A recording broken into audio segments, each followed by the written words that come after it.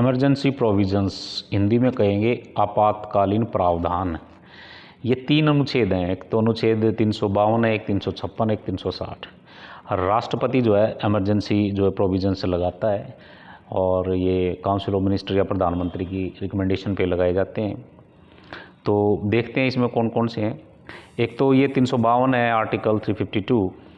ये युद्ध या बाहरी आक्रमण और सशस्त्र विद्रोह, इसके कारण जो है 352 लगाया जाता है। इसको हम राष्ट्रीय आपातकाल बोलते हैं।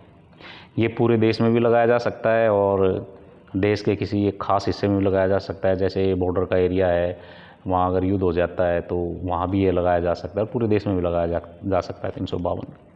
सशस्त्र विद्रोह का मतलब होता है देश में गृह युद्ध हो जाएं, लोग हथियार उठा लें, तो तब भी जो है 352 लगाया जा सकता है। ये तो है 352 की। दूसरा है 356। ये जो आर्टिकल 356 है, इसका मिसयूज़ बहुत ज़्यादा होता है, आप लोगों को पता ही है। तो ये राज्यों में संवैधानिक तंत्र की विफलता के कारण जो है लगाया जाता है। इसको हम राष्ट्रपति शासन बोलते हैं।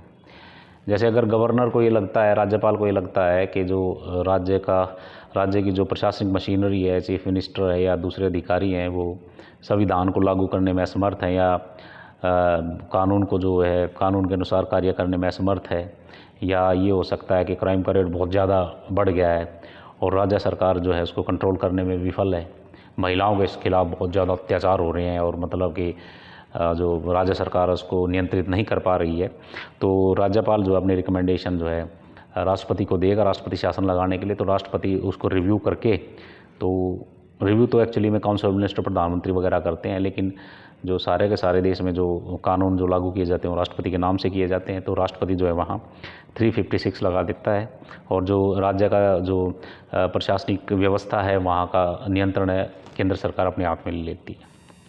अगला है 360, आर्टिकल 360, जो इसका अनुच्छेद 360 बोलते हैं। इसको वित्तीय आपातकाल बोलते हैं।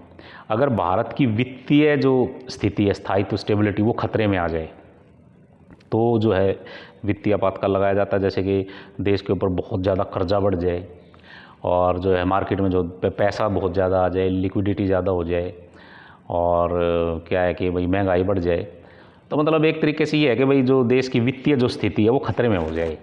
तो इससे क्या होगा, ये 360 लगा दिया जाएगा। ये देश के एक हिस्से में भी लगाया जा सकता है और पूरे देश में कहीं भी लगाया जा सकता है, लेकिन आज तक जो है वित्तीय आपातकाल लगाया नहीं गया है। जैसे कि बड़े बड़े अधिकारी हैं जिनकी 3-3 लाख रुपए सैलरी है, 2.5 लाख रुपए सैलरी है, तो ये जो जब ये 360 लगेगा तो उस पर जो है एक तरीके से नियंत्रण हो जाएगा। उनकी जो सैलरी है वो कम करी जा सकती है, 50,000 भी की जा सकती है। वो केंद्र सरकार के ऊपर निर्भर करता है।